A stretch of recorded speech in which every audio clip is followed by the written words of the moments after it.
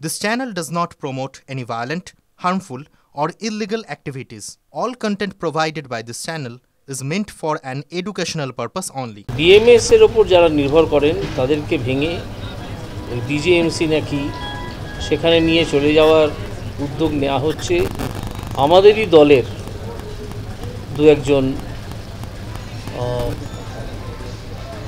নেতৃস্থানীয় লোকের উদ্যোগে।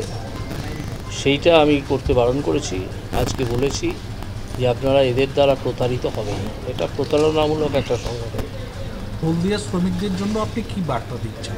হলদিয়া শ্রমিকদের জন্য বার্তা দিচ্ছি সেটা হচ্ছে চোয়াল শক্ত করে যেখানে যেখানে সিওডি সেটেলমেন্ট হয়নি, চার্টার অফ ডিমান্ড, সেই দিকে এগিয়ে যাওয়া, চার্টার অফ ডিমান্ডটাকে ফলপ্রসূ করিয়ে নিয়ে আসা, তার জন্য আলোচনা করা এবং তার জন্যে কর্তৃপক্ষের সঙ্গে যোগাযোগ করে উপযুক্ত চাপ সৃষ্টি করে, যদি যোগাযোগ করেও না হয় চাপ সৃষ্টি করে তাদের স্বার্থ যাতে সুরক্ষিত থাকে, টাকা পয়সার দিকটা, চাহিদার দিকটা,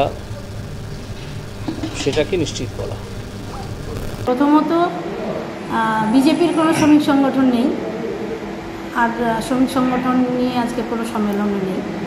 যে সম্মেলনটা হচ্ছে সেটা বিএমএস তারা অরাজনৈতিক শ্রমিক সংগঠন, সেটা তারা বলেন। যে কোনো শ্রমিকের রাইট আছে যে কোনো সংগঠন করা। আর এমপি মহাশয় হলদিয়া সম্পর্কে এখনও সব কিছু জানেন না। হলদিয়ার কী পরিবেশ কী এগুলো উনি এখনও জানেন না, উনি নতুন এসছেন, আস্তে আস্তে জানবেন। আর আমি বিধায়ক হিসেবে কখনোই কোনো শ্রমিক সংগঠন করিনি। যে শ্রমিক বিপদে পড়ে তাদের প্রয়োজনে আমাকে ডাকে পরামর্শ দেওয়ার জন্য, আমরা সেই সমস্ত শ্রমিকদের পরামর্শ দিই কীভাবে চললে তাদের অভাব অভিযোগ মিটবে, তাদের যা প্রাপ্য যাতে কর্তৃপক্ষরা না তাদের বঞ্চিত করতে পারে সে নিয়ে তাদের আমরা পরামর্শ দিই। তাদের নিয়ে কর্তৃপক্ষের সঙ্গে আলাপচারিতায় থাকি। এটাই হচ্ছে আমার কাজ, এটা আমি বিধায়ক হিসেবে এটা আমার দায়িত্ব এবং কাজ।